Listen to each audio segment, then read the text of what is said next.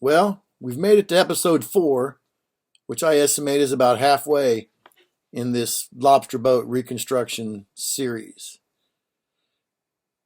As you can see, the transom's all complete on the inside and out, and I moved on to reinforcing and repairing the fiberglass on the corner of the boat on the starboard side and getting it ready so I can put a transom cap on it. Here you can see I've used some 1708 biaxial and some epoxy to reinforce that corner, and then use some hollow spheres to make a fairing compound to fill in all the bumps. Here I've got my 3/4 inch marine plywood cut in and epoxied under the top of the transom cap. You can see it's nice and flat. It goes all the way around both sides of the boat, and it ties in with the cap on each end on the gunnel. I found it was easier just to epoxy that onto the top and then just route it to flush and then route it over with the round over bit instead of trying to just fit it perfectly. A lot of times it's a lot easier just to glue it on there, and you can shape it once it's on there and you can eyeball it and make it look a lot better. Here you can see where the new cap is meeting with the old cap there, and there's a little step. I'm going to fill that up with 1708, and then you can see it's tapered back a little bit in the old fiberglass, and that kind of becomes a scarf. And the extra layer of 1708 goes over the scarf, and then that ties the whole thing together, and it's really super solid. Here you can see I'm just laying out some 1708 fabric. That ended up getting, I think, 3 layers of 1708 over that cap, so it's not going to go anywhere. It's kind of an overall shot there. You can see the repair, and you can see where I've had to pull the rail off, the rub rail off, so I can get access to it where the hole overlaps. There's the scarfing area there where that's going to overlap, and here you can see I've got it pretty close to where I want it, and it's nice and smooth and fair, or it's going to be. And when you look at it, you can't even tell that that's ever been had any kind of repair on it. This is a shot from the outside. That little lip there was covered with the rub rail. And then here you can see where I've got a nice solid transom cap on there. It gives me a little bit of room to stand on. And I can sit on there and go overboard with tanks and not worry about any sagging, because it doesn't even bounce at all or anything. More shots with the microspheres. Just fairing everything out. I've got it nice and smooth, super smooth and really nice.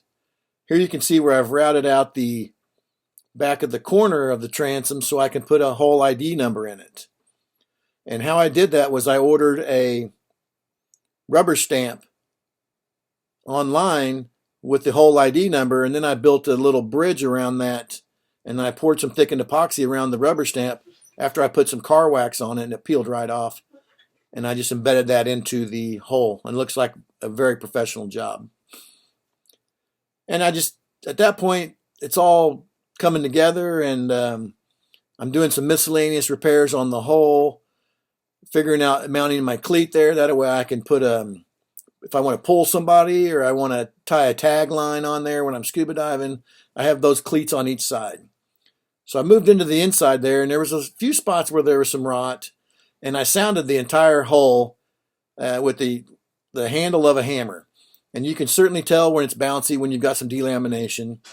You just cut out that fiberglass. When you have open edges of plywood, you cut it at a 45-degree angle so it mates up in there, and when you epoxy it in, and then you put a couple layers of 1708 on there, and obviously you make sure you overlap onto the other fiberglass, and it's probably better than new.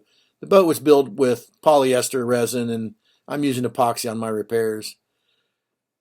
Here you can see where I'm using a hole saw. I've got a little strip of area where I had some delamination, and a lot of times it's easier to use the hole saw, cut out the delaminated parts, rough up the bottom of the delaminated, the little biscuits there with the angle grinder, and then you can flood that area with thickened epoxy, and it'll soak up underneath any of those lips there, and you put the disc right back in there. And then fill up what you had, smooth it over with thickened epoxy, sand it down a little bit, put 12 ounces of fiberglass fabric on there, better than new.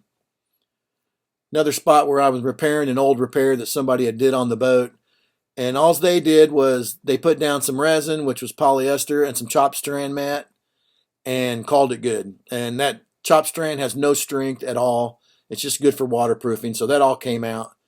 And like I said, I crawled on my hands and knees on that deck and sounded out every part where I got a hollow sound, and it was addressed.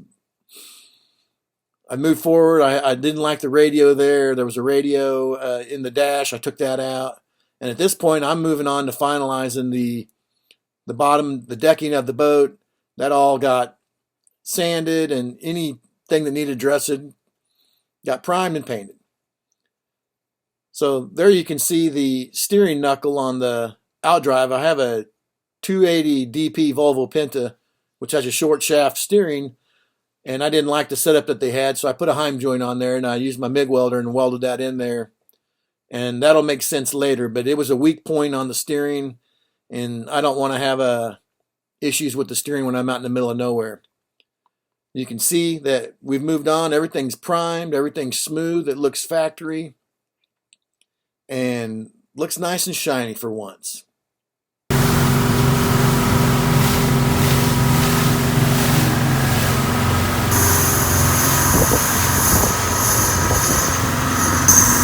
That concludes episode number 4. Be sure to like and subscribe to my page.